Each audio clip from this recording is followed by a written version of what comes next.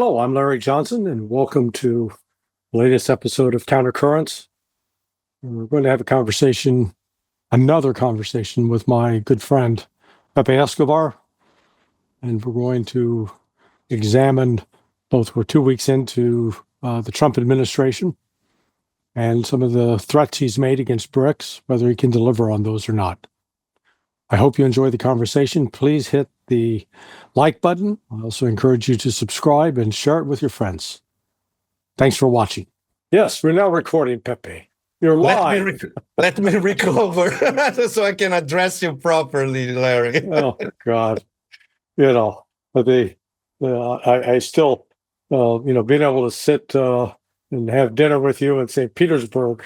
Oh, man, what a hoot that was. We're gonna repeat it this year, obviously. I hope so. So, did you hear Donald Trump in the last hour? No, the thing is, for you and for our audience, I arrived here 3 minutes ago to talk to Larry. I crossed Moscow like a bat out of hell because I was coming from a dinner with our mutual friend, Alistair Crook. And obviously, these dinners are, special occasions. Then, now, by the way, where did you eat? Guess where we went? Tchaikovsky Cafe, by chance? You betcha. Our mutual favorite. I love that, man. They've got the best beef stroganoff. And guess what we had? And I suggested to Alistair, beef stroganoff. Yeah, no, it's delicious. And Ash, his wife, she had a fabulous borscht. She was almost crying after the borscht. Ash she is a classy lady. She's amazing. It's absolutely amazing. And apart from being really smart and speaking like 5 languages. Absolutely. And they woke up at 4 a.m. in Rome to get the Rome, Istanbul, Moscow. So they arrived here. They were dying. Yeah. Well, so while you were enjoying the great flavors of Tchaikovsky Cafe beef stroganoff, exactly. What happened? Donald Trump said that there has been significant progress made in talks with Russia and Ukraine. Wow. No details. No details. Significant progress. This means, Larry, that the back channels are working 24/7. Huh? Because so far here, nothing, as far as I can tell now. I'm going to check after I talk to you, in fact. I don't think anything came from the Kremlin yet. Well, the one thing I keep trying to get across to folks here that'll listen, and few will, is that, one, the idea that Russia's interested in a freeze or ceasefire is a non-starter. It's a non-starter, and even people in Trump's circle still don't get it. Yeah. This means that they have not paid attention to what Putin has been saying for at least 7 months nonstop since that famous meeting in June last year, outlining the conditions for Russia. Everybody knows the conditions. So they're not paying attention. And Putin's interview at the end of the year, everything. Peskov saying, look, we're still waiting for a sign from Washington about a phone call. So far, nothing. I don't think Trump has any leverage whatsoever over Putin. You're right. And this is what, I'm here for a week now. So it's not enough. I had a fabulous conversation on a dinner on Friday night.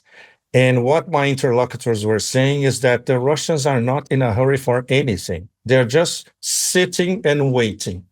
And they know what's going to come from the other side. And everything that they heard or what they read of those leaks about a possible peace deal plan, they were not impressed. And I'm being very diplomatic about it. Well, consider the fact that Trump's the one who walked away from the INF, the Intermediate Nuclear Forces Agreement. So now he's making noise about wanting to restart negotiations on arms control. And I'm thinking from the Russian standpoint, why would I even consider a new INF agreement when, with the Oryshnik missile, Russia has such a decided strategic and tactical advantage now over the West. Exactly. And they still know more than ever they consider the US establishment as a whole, irrespective of who's in power at the White House, as non-agreement capable. Official definition by Sergei Lavrov himself. Yeah. And this is not going to change just because Trump is in the White House now. Yeah, anyone paying attention will, and I repeat Ray McGovern's old phrase of listen to what the Russians say. Exactly. You know, they are not American bullshitters. You know, they're not out there to blow smoke.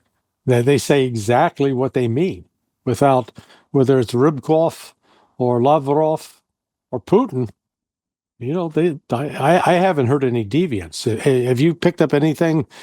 Absolutely not. And like I told you, 1 week is not time enough. I think in the next, I'm going to spend the whole month of February here because I still have a list of, an enormous list of questions.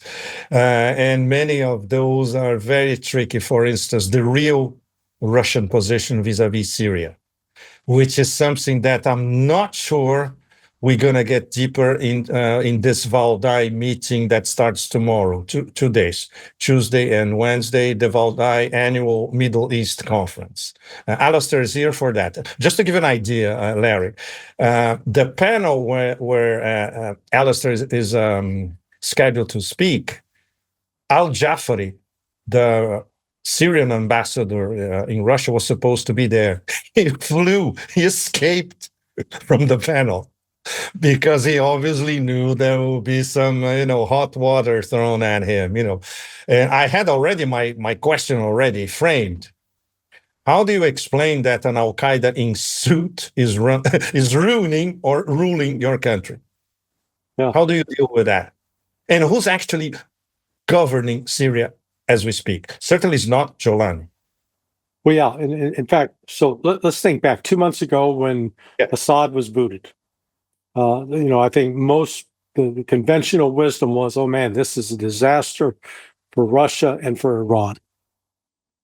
I take the position now that it's no big deal for Russia or Iran. I mean, they would have preferred, if they could have, to have maintained the other relationship.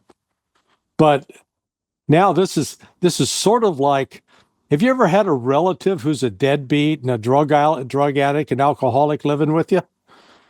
And you're having to support them and try to keep them out of trouble. Mm-hmm. And then when they move out, you got, oh my God, what a relief. What a relief. I think that's sort of what the situation that Russia and Iran find themselves in.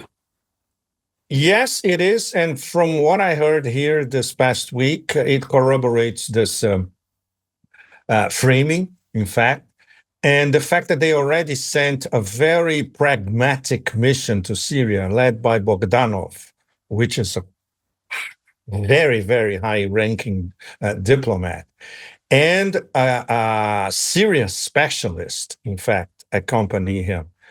And obviously they went there to listen to, I would say, a sort of extortion racket by Jolani, who actually might have said, of course, we didn't have a precise reading by the Minister of Foreign Affairs, which is it was a very polite reading of the meeting. But basically Jolani said, yeah, those 2 bases over there, very nice bases. It'd be a pity if something happened today, right? So how much are you willing to shell out?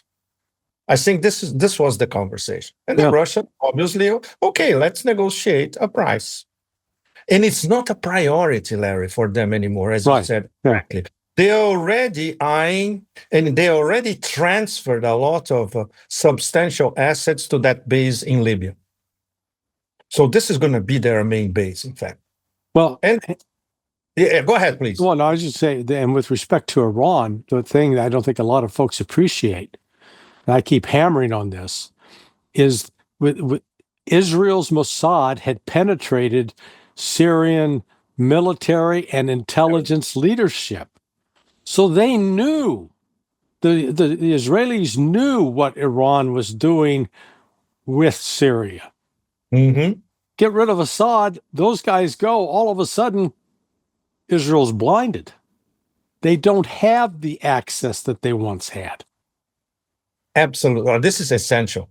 Essential. And obviously they were not counting on it. Yeah. Yeah. Well, and then on top of it, the other people say, oh, yeah, this cuts off Hezbollah. They're dead. I'm going, has anybody paid attention to the smuggling that's gone on there for 3,000 years? Exactly. There are established tribal family smuggling networks that don't just evaporate. And this is something that, for instance, our American friends don't understand, tribal connections. And everything in West Asia, once again, the right denomination is tribal. Right. And Syria in the desert, everything is tribal. And the solution, for instance, for what's going to happen to the SDF, to the Kurds, with the Kurds supported by Americans, you name it, that local tribes are going to decide, and they don't like any of it, as long as there's a lot of money for them, which for the moment, that's not the case, you know, because it's tribal and it's smuggling networks. That's how it works. So I'm going to ask you about a piece of American culture that you may or may not be familiar with. Did you ever see the television show Queer Eye for the Straight Guy? Oh man, a long time ago, yes. Okay, so it was about these four homosexual guys who would go into a schlubby heterosexual guy's house, and he was a slob, and he ate crummy fast food and didn't know how to decorate, and so they would do all the things, just they come out fabulous, That's what I think the Russians should make a video about Al-Jilani as being like the queer eye for the straight guy. Because, they've cleaned him up. All of a sudden, he's gone from this fearsome mujahid warrior to, Mr. Brooks' brother with a trim beard. I was like, brothers with a trim beard, exactly. And acting politely, very measured, posing presidentially. Wow. I can't imagine him begging MBS in Riyadh for, come on, MBS, shell out 300 billion that you have. It's pocket money for you. You're going to give 600 billion for the Americans. We're Arabs. Give us 300 billion, and then we can rebuild Syria. And MBS saying, okay, what's in it for me? Mm-hmm. How much now? So he's not going to get Saudi funds for reconstruction unless the Saudis are installed as a de facto power in Damascus, which is not going to happen. The Turks won't let it happen, especially. Well, what was Erdogan thinking? Exactly. This is very interesting, Larry. This was before coming here, I was in Istanbul, and I wrote a column about that based on the conversations that I had with some of my friends and scholars and sources, first class in Istanbul, secular, not pro-AKP, not pro-Erdogan. So they have a very clear-headed view of what's going on. And one of the most striking things that they said, it's in the column, they never expected to get to Damascus. That was never the original plan. The original MIT plan was, let's take Aleppo. And Aleppo is also a personal neo-Ottoman obsession of Erdogan himself. And now they don't have the military equipment and in fact, the military reach, not to mention the funds to manage Western Syria, this corridor, this industrial corridor of Western Syria, the Syria that really works now from Aleppo to Damascus. So what are they going to do? So one of my friends, he said something fantastic. They were waiting, and this means since 2010. And then they decided to follow the Americans. And now they have to manage something that they never wanted in the first place. So this is a pretty good definition by Turks who know how the AKP Erdoganist system works. And they know that Erdogan is in a bind now. Well, in fact, it raises, let me throw this out for you to consider. Okay. That the Russians played a key role in pulling the plug on Assad in order simply to screw the Turks this way. Well, look, Larry, considering what we heard so far from the Turks and what we did not hear from the Russians was slightly different, because the Russian and the Iranian version is quite similar, in fact. We warned Assad about Idlib. We knew that something was afoot. He didn't listen to us. And then when it happened, the army collapsed because the army was already completely corrupted by Right. everything. American money, Mossad infiltration, Samsonites full of cash, you name it. But, and we Turks, we never expected this will go all the way to Damascus. And the Iranians, basically they're saying, look, when we got to the Doha meeting, the famous Astana process meeting, you remember that Saturday Yes, meeting, yeah, everybody was gloomy as hell, right? Especially our friend Lavrov. They knew that was a done deal. They knew that the whole thing was going to fall, you know. And the Iranians said, look, until the last minute, we were offering 2 brigades at least that were ready to go. And Assad said no. So, you know, and the Russians were saying, look, when he came to visit Putin, he came basically with an enormous help sign. And the Russians were saying, but are you sure that if we help you, you have all the conditions to smother the opposition or smother great Idlibistan jihadis? And obviously, he didn't give an affirmative answer. So the Russians were also hedging at the last minute, but they didn't think that he could survive, in fact. In fact, there was a little similarity with the fall of Afghanistan, when he thought that the Americans would save him at the last minute. And no, because the Taliban were already inside Kabul at the time. And in this case, the HTS arrived in Damascus in a matter of 2 to 3 days. Of course, is it possible that if Russia had said, okay, look, with or without Assad, we're going to stop this, could they have potentially thwarted HTS? But it would be a bloodbath. Well, exactly. So it's exactly what the Russians did once, especially now where they're concentrating a zillion% effort on Novorossiya. And they always say, this is not our war. Right. Our war is here. Over there was different. When Assad called for our help, we went there and we took all this jihadist nebula, you know, yes, that was a very good job. But then we can say that there was a collective mistake in 2020 with that deal that confined all this jihadist nebula to Idlib. How the hell can you have a whole province of a so-called sovereign country run by jihadists, and they can do what they want, and you think there will be no consequences? So this was a collective mistake, especially by Russia and Iran. And Turkey, reluctantly, they accepted, because obviously they were looking at the bigger picture. And maybe we can use these guys later, not in 2020. So they used it in 2024. Well, I had a conversation a few days ago with Jim Jatras. You remember Jim? Yes, of course. And let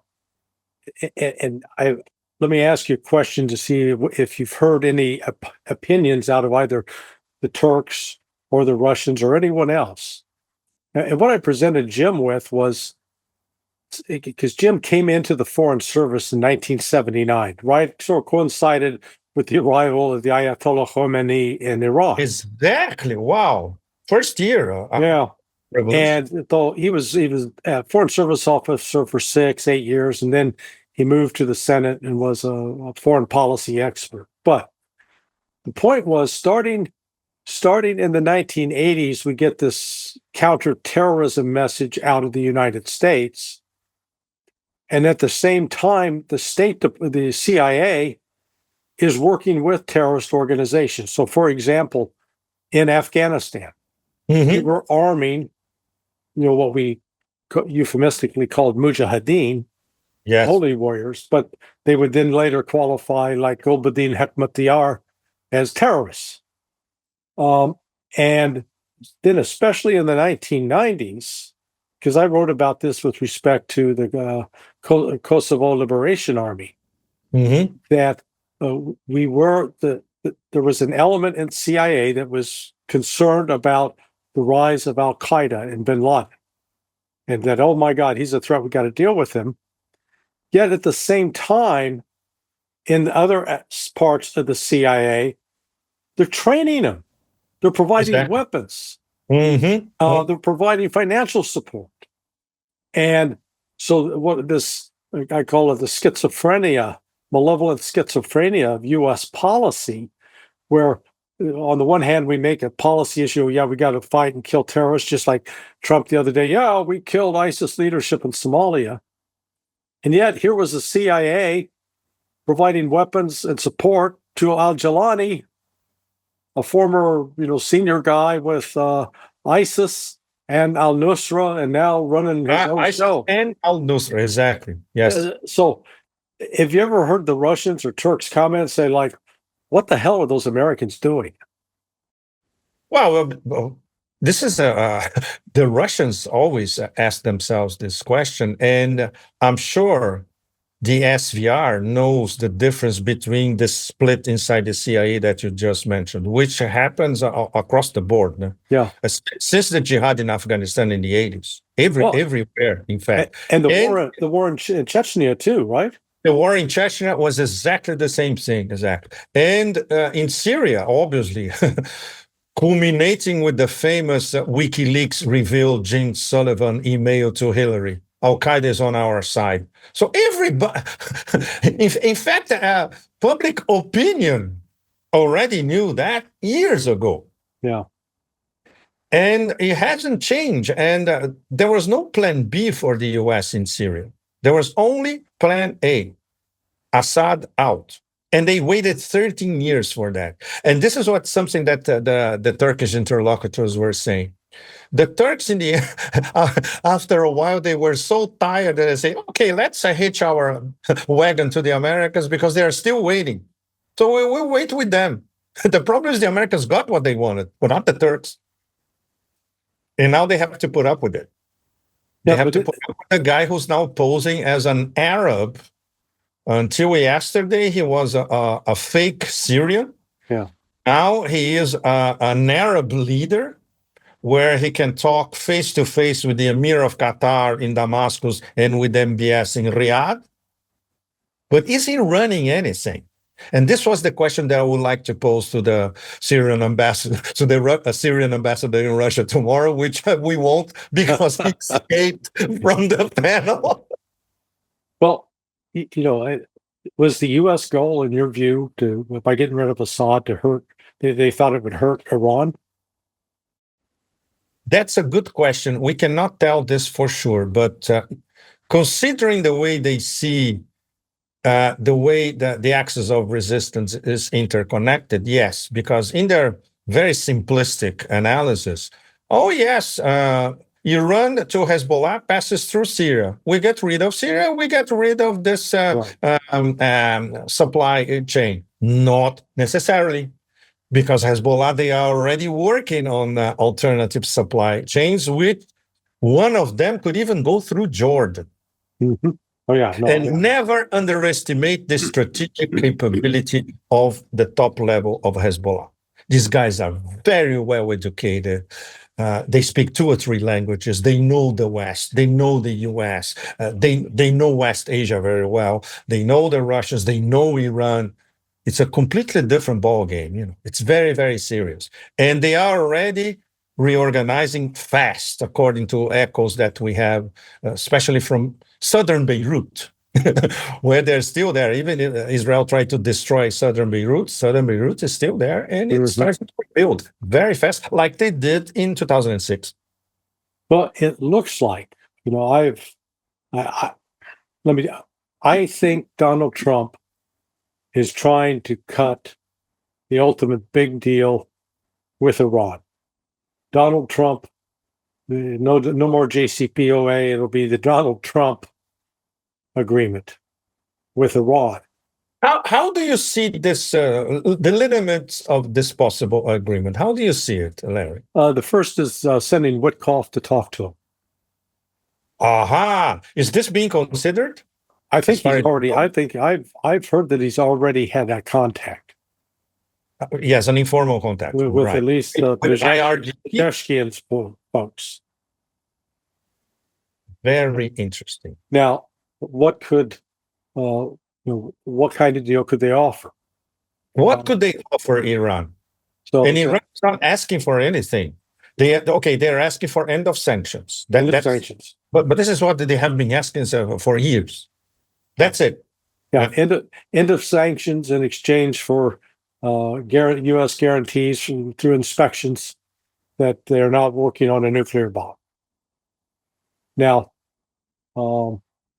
I thought after the last spate of Israeli attacks that there would have been a strong push, at least from some members of the IRGC, to say, okay, we got to build this now. However, I also never underestimate the power of religious leadership to say Especially Iran.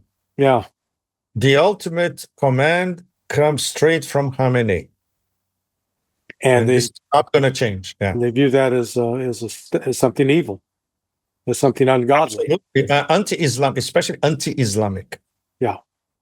So that leaves, if those two things could be agreed upon, I could see, recognition of Israel in exchange for a guaranteed Palestinian state. But Israel will never give this guarantee, much less the U.S. We all know that. Well, actually, that's where Trump comes in. Trump has leverage over Israel. Israel is in the same position as Ukraine is right now with the cutoff of aid from USAID.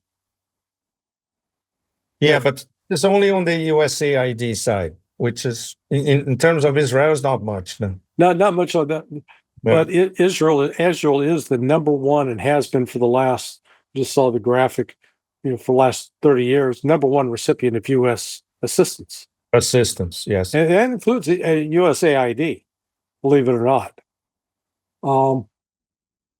So, I see the outlines of that kind of deal and Trump forcing the Israelis to make some concessions that they wouldn't make if they thought that they could politically blackmail Trump, which they can't. And Trump is taking this. I think Trump's taking the longer vision of getting a deal in place that will actually save Israel from itself. Mm-hmm. So then it boils down to would Iran sacrifice Hezbollah, or would Hezbollah be able to say, well, with or without Iranian support, we will survive? Well, first of all, Iran would never sacrifice Hezbollah. This is it's implicit in the relationship that Khamenei and Soleimani had with Nasrallah, which is mega brothers. Let's put it this way. Yeah. So there will never be a betrayal by the Iranians. Of course, Hezbollah without Iran, they can survive and thrive. There's no question. It's a very, very capable, very well organized setup, civilian and military, and with intellectual cadres of the highest quality. So this would not be an argument, The thing is Palestine. And I would venture to say that Trump has nothing to offer to any interlocutor around West Asia in terms of a bright future for a sovereign Palestine. He sees it as a fabulous real estate of land, in his own words, a phenomenal location. And he was not joking when he said that. He sees it as a real estate opportunity. Yeah. No, he's not worried about the plight of the Palestinians, and he would never mention the word genocide. So, we're going to see what comes out of, so he's meeting tomorrow with Netanyahu. Oh my God, this is going to be quite something. Netanyahu has arrived. I don't know if you've seen the meme that is developed. It shows a plane landing, and it says, "Here is the U.S. President of the United States." Door opens, and out walks Netanyahu. Makes total sense. Making a point. Now, I know that our friend Alistair has observed, and I agree with his observations, that Netanyahu's not doing well physically.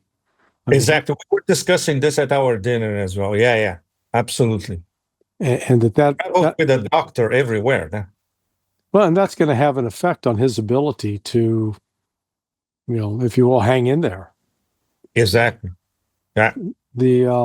But apparently his selection of the new head of the Israeli Defense Force is seen as not catering to the right-wing extremists like Smotrich and Ben-Gvir. Exactly. It's one of his Netanyahu's men, in fact. It's not linked to this Old Testament cycles. No? Mm-hmm. It's true. Exactly. It's not one of them. Absolutely. Yeah. So I think, Trump's goal is to cut these, massive deals and, to use the bullying, to use the threats. I think he's, finding out with Russia, that doesn't work. Of course. I think instinctively he can see that, right? I don't know. I'm hoping. I've had some people that do have contact with him, trying to reach out to say, dude, think of this. He needs right now. He's thinking of Vladimir Putin like he's dealing with a rival in a real estate deal, and he's making some assumptions that this guy Putin, he's upside down on his building. He owes more than he can pay. He's hemorrhaging money every month. I'm going to make him a tough deal. He'll go along with it. But he's badly advised. But yeah, and instead what he doesn't understand is, no, Putin owns the damn building. He's getting money. He's making money off of it. Exactly. So that failure in assumptions, and I've maintained Trump needs to approach a deal with Putin like he approached his proposal of marriage to Melania Trump. Love it. Love it. That's pretty good. That's pretty good. He didn't threaten to rape her and fat and ugly and insult her. There was I'm sure there was an element of romance and charm. And I'm not saying that he needs to romance Putin, to kiss him or anything, but recognize that he's dealing with an equal. He's actually, Putin is there's not another world leader like him. And I'm saying this not because I'm getting money from the Russians, but when you look what has happened over the last 25 years, the transformation that has undergone in Russia from, as a American friend of mine who lived there working for a U.S. law firm in 1999, his words were, it was a shithole. It was. Absolutely. And it's gone from that to this magnificent city that's clean, that functions, that works well. It's just the only complaints you got is the traffic.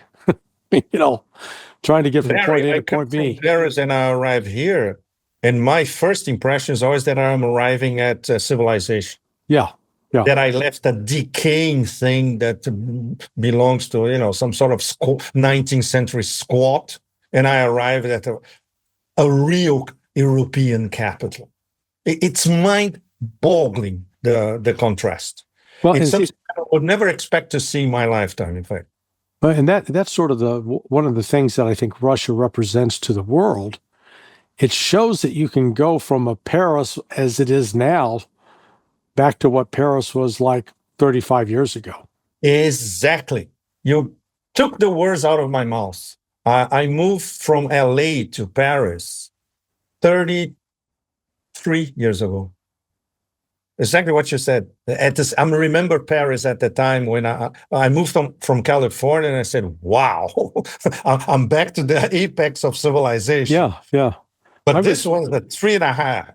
and a half decades ago, absolutely. And I remember Russia when Putin came to power. I covered Putin's first election in 2000. I was here 25 years ago. And as you said, it was a mess. The country was totally devastated. Totally devastated. At the time, I think there was, apart from the Metropole Hotel and a few neighborhoods around the Kremlin, the rest of Moscow was decrepit. Yeah. And look at it now. Oh yeah, no, it's magnificent. I remember in 1996, State Department. I'd left state, but they'd asked me to go on a speaking tour through Germany and France, and so I did a lecture at the École Polytechnique, and then met with Judge Bruyere, who was sort of the quintessential terrorism prosecutor. But while I was doing all of that, my wife was the first time in Paris and just walked the streets. She did so much walking, she got plantar fasciitis. Of course. But fell in love with the city. I mean, she was just overwhelmed by it. And then when we went back 10 years later, it was shocking. Just the change that had taken place in 10 years in terms of the filth, the trash, the disorder. But that's where you come back to what Putin has accomplished. And not just in Moscow, it's in St. Petersburg. It's in Petersburg, in Kazan. Yeah. Kazan was so proud to host the BRICS summit because you could see mid-sized, mid-level European-style city where everything works, functional, clean, impeccable, well-run, well-managed. There are not many European cities that can compare. And the visitors were like, wow. The guys from Africa in Kazan, they couldn't believe it. Well, what do you think the Russians' take is right now on Trump? I mean, he's only been in office for 2 weeks, if you can believe it. Exactly, but 2 weeks that it was a carousel. In fact, a crazy carousel. Yeah, no, it's been like a hurricane. The flurry of activity, because there is I would say a cross section of he's turning the whole world upside down, with a feeling that, for the moment, he's not messing with us. When is he going to start messing with Russia? But this is Russian humor, in fact. It's weird that he's not messing with us, compared to what we were having until 2 weeks ago. Exactly. And a feeling that is going to be very hard for him to, as Emmanuel Todd put it brilliantly, he had to be an old school French intellectual to put it this way. How is he going to manage the American defeat in Ukraine? And this is unmanageable. From the point of view of the American ruling classes, it's unmanageable. And how do you sell it to the American population? We launched a proxy war against Russia. We threw everything, ours and from the collective West, against them, and we lost. How are you going to explain this? And these are the blunt facts in front of us. So he has to try to find the appearance of a deal, or that he's posing to offer a deal. There will be an honorable exit for the US and for Russia at the same time without conceding defeat. So how difficult that is. Well, he's constructed the narrative that's constructed now as a result of the last 2 weeks is one that his bullying and threats gets results. So yes, this is the Trump way, right? It's always like that. So he did it with Colombia, and Colombia backed down. 10 hours. Yeah, or maybe I thought it was like 2 hours. Maybe 2 hours. Yeah, but it was quick. They came up facing, but they took him back. He sent Rick Grenell to Venezuela. And they cut a deal with Maduro. So Maduro said, "Okay, yeah, we'll take back the criminals and we'll let your guys go." I don't know, what did Trump give up to Maduro? That's my question to you, Larry. We still don't know what he offered. No leaks whatsoever what he offered. But but Maduro wasn't just doing it because, oh, I'm afraid of Donald Trump. Definitely not. Then over the last 36 hours, Trump imposed the tariffs on Mexico, Canada, and China. 25% on Mexico. Mexico has already Scheinbaum cut a deal with Trump already. She's agreed to deploy 10,000 troops to the border and to press and stop fentanyl imports from China in exchange for a delay in implementing the tariffs. So Trump said, sure. So he threatened. It worked. With Mexico, it worked already. Yeah. So, and, Trudeau is, trying to play the tough guy, but he's going to fold like a cheap tent in a hurricane, man. So, and actually what came clear in Trump's impromptu news conference today from the Oval Office is that this is about stopping the flow of fentanyl. And, 75,000 Americans die from it every year.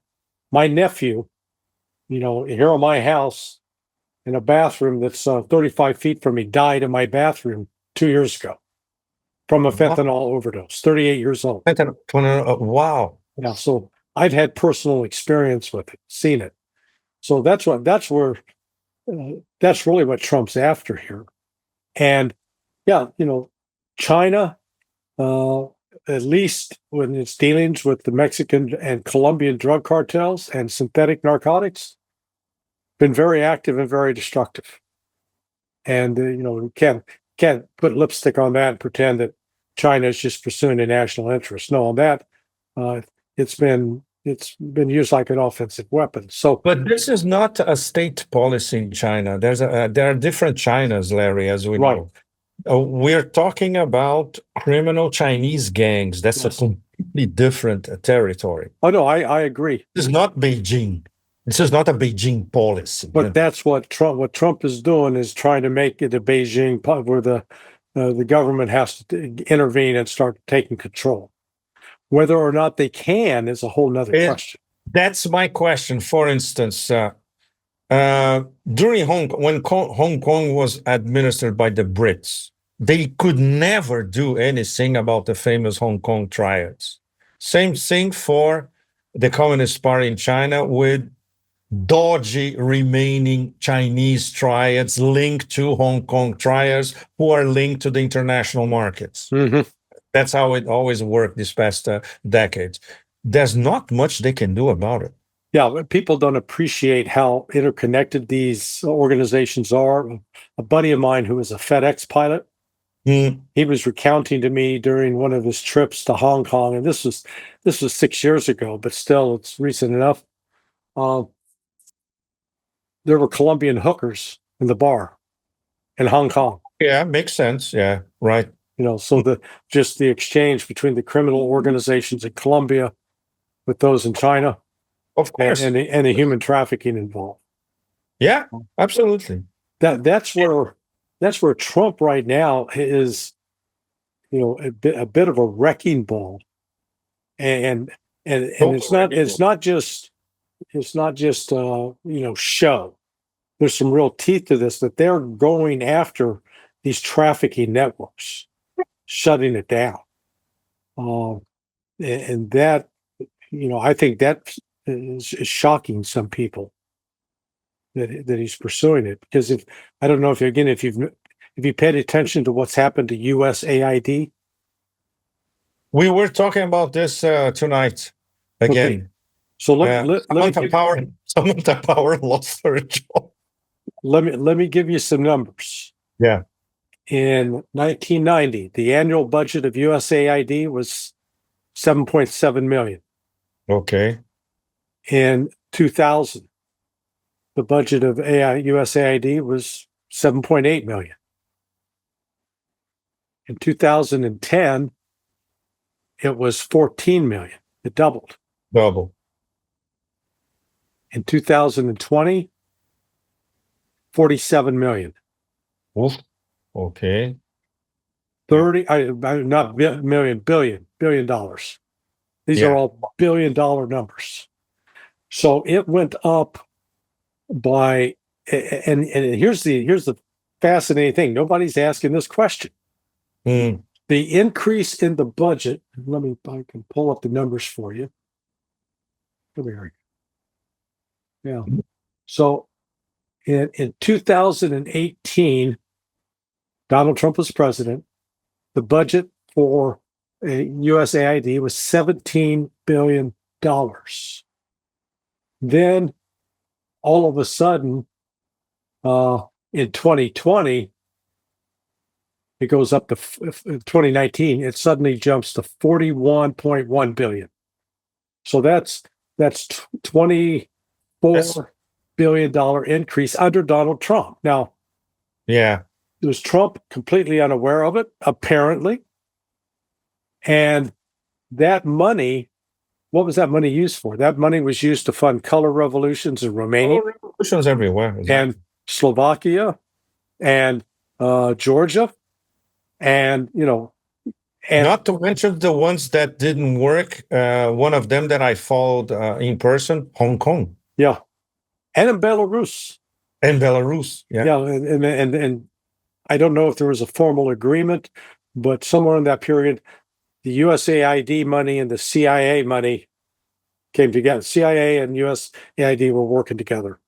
Mm-hmm. Mm-hmm. Now, some of that money also went to pay for these migrants who were traveling to Darien Gap in Panama and then working their way up towards the border. So what Trump has done in the last they literally locked the front doors of USAID. They told everybody, stay home. Mm-hmm. You're on leave. Don't come through here until you come back unless we tell you to. They've locked out their passwords, and we've discovered now that every single media outlet in Ukraine was being funded by USAID. Set up, financed, and weaponized by them. Yeah. Mm-hmm. So, when you look at those things that Trump is doing, I think those are those are helping change the international political landscape. And I think it's actually a change for the better. Mm. In the case of USAID, no question. And this is something that, across the global South, people are looking at it. Wow. They would never expect the president of the United States to do something like this. Yeah. Yeah. I wonder the PR operation that the Trump system is going to mount all across the global South to sell this to the global South. Because now he's actually paying a service to dozens of nations. Mm-hmm. But we don't know if USAID could come back later as a destabilizing force with new management, with a new format. We still don't know that. Right. Maybe this is just a pause of 90 days. Yeah, no, that's. I think we have to keep the long perspective. No? And they're going to bring it in. If they do, they're going to bring it back in formally under state. Before, exactly. It was, but it would be probably linked to a process of destabilizing BRICS nations. Mm-hmm. Because what struck me, especially these past few days, is a formal declaration of war against BRICS. Mm-hmm. You can spin it any way you want it, but this is a formal. I spent the whole afternoon today discussing this here with Russians. And they're starting to get the picture. Yes, this is a war against BRICS as a whole. Yeah, that was more fragile than others, Larry. Brazil is a case in point. Brazil is very fragile at the moment, and they will be a major target. Well, that was what you were reading my mind, because that's exactly where I was going. I wanted, to wrap our conversation up with this. The good news was that Trump mentioned BRICS, and the bad news was that Trump mentioned BRICS. Because you're right. Yes. Because the Biden administration just ignored it. Thought, oh, pay no attention. They never even uttered, if I'm not mistaken, I never saw the word BRICS coming out of any press briefing. I think you're right. Yeah. Now, the fact that Trump identified it was is sort of a backhanded compliment to BRICS. Yeah, but he put Spain into BRICS. No? Well, okay. yeah. Well, but I looked at the other thing. So when Trump declared his tariffs against Mexico, Canada, and China, those are the top three trading partners of the United States. Yes, exactly. When you look at BRICS in terms of who's a big trader with the United States, India and Vietnam. China, of course, but China number one. Yeah. but they're, China's got a lot of leverage with the United States by virtue of rare earth minerals, pharmaceuticals that are critical for American health. So the United States can't just, bully them. Question about India, how much bullying it can do. But the rest of BRICS, whether we're talking Iran, Indonesia, Saudi Arabia, even South Africa, they're not dependent upon the United States economically. Exactly. But Brazil, so come back to your homeland, to Patria. What do you think Brazil's going to do? The number one trade partner of Brazil is not the U.S. anymore. For years, it's China. It is China.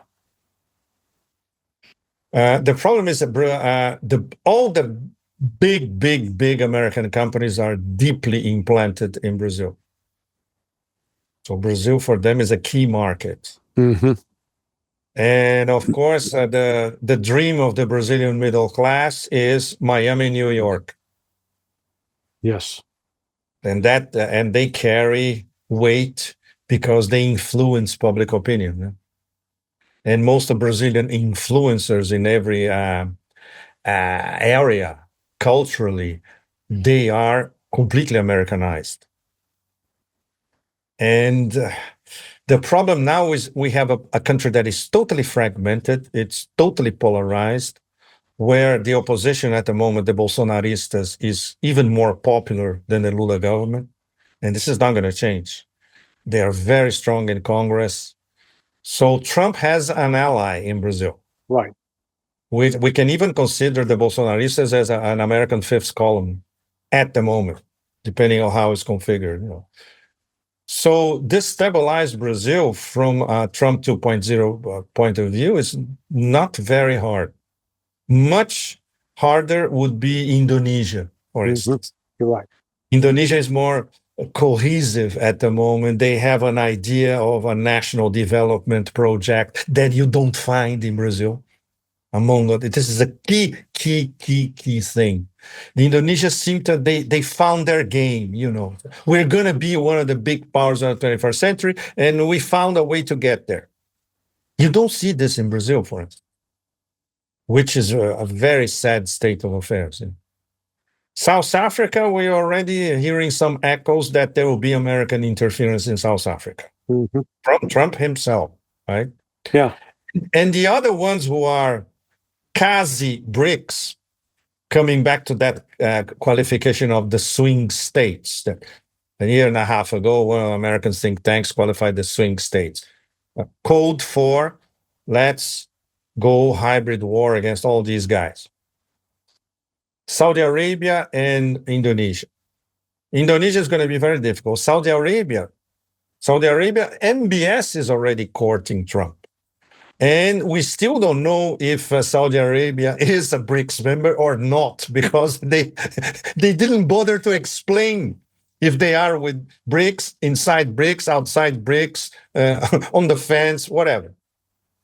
But they have made it clear that they're not going to acquiesce to Trump's demand to lower the price of oil, say to $45 a barrel. This was enormous, because this was OPEC and OPEC Plus. OPEC Plus basically run by Russia and Saudis. And they said, no, we're not going to lower the price, and we're going to cut production that we already decided in a few weeks, and that's it. Nothing's going to change. So the price of Brent went up instead of going down. It was 71 in 1 or 2 days. It went to 76. I haven't checked today, but it's probably around 76. So it went up. So this is not going to work. And obviously, the Saudis are looking at The Chinese implementing the Petro Yuan framework more and more, Well, again, and They're big customer in the future, the Chinese are sort of sending mixed signals, though. Or at least the U.S. is misreading the signals. So the way the story is being reported here is that China canceled its contracts with Russia. No, this is ridiculous. They don't no, especially now with the strategic partnership, they don't cancel contracts. No, and for instance, the whole controversy about Power of Siberia too, which is very complicated. They are haggling about price. It's normal because it's an enormous contract. Mm-hmm.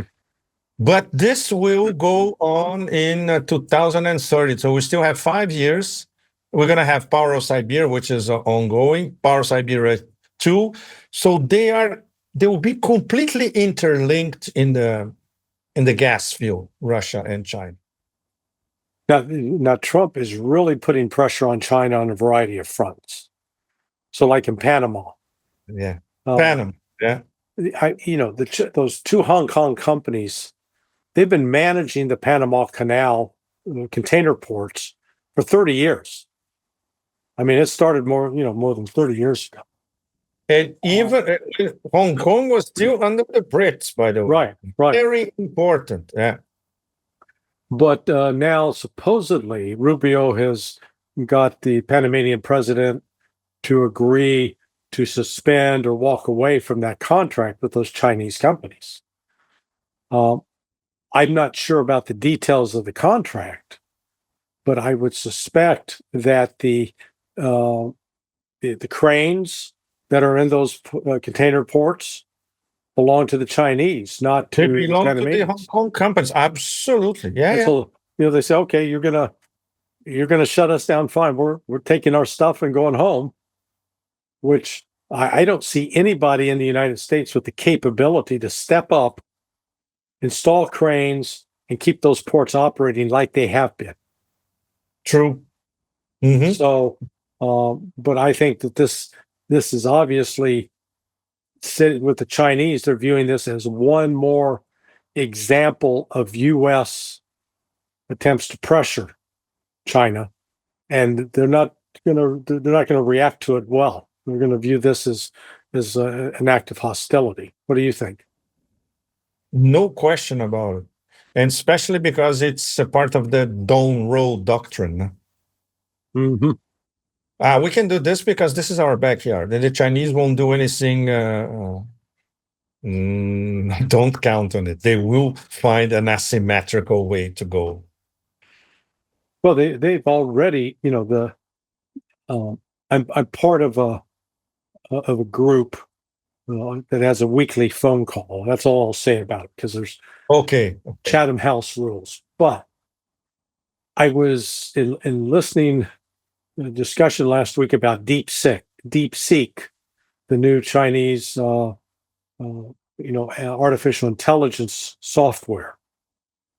I did a comparison where I asked Perplexity AI, what would be the effect of Donald Trump's tariffs on the American economy?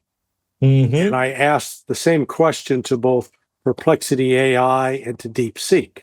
Mm-hmm. The DeepSeek answer was far more robust and detailed.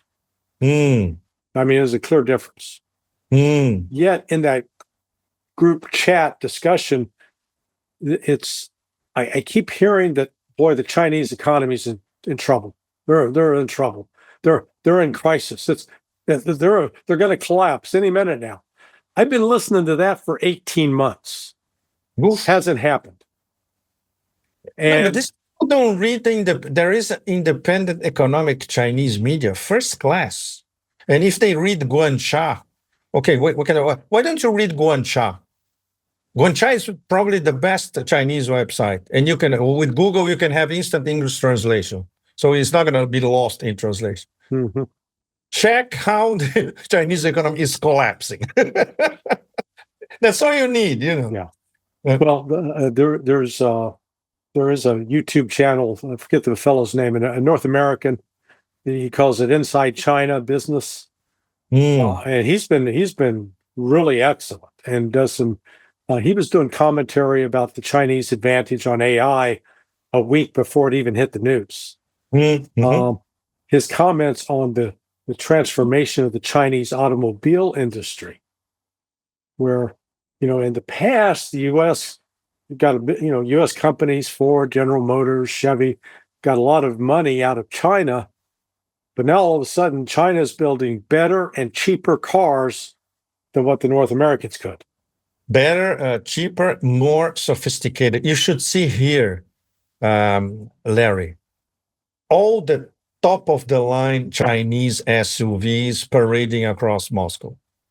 And you rarely see now BMWs, Audis, and Mercedes. They're disappearing from the Russian market to the point where BMW, Volkswagen already started to approach the Russian government. Look, can we go back, please? Yeah. Like, for instance, BMW, they had a factory in Kaliningrad. They want to go back. They're desperate to go back because they know that they practically lost the market to the Chinese. So they have to go back now to recover at least a little bit of the market share that they had before. Yeah, my sense is that even no matter how aggressive Donald Trump is, I think he is still plagued, and most of the people in his cabinet are still plagued with some very false assumptions about Chinese and Russian capabilities. True. Absolutely correct. So that's a problem when you have your team so misinformed. Yeah. That's an enormous problem.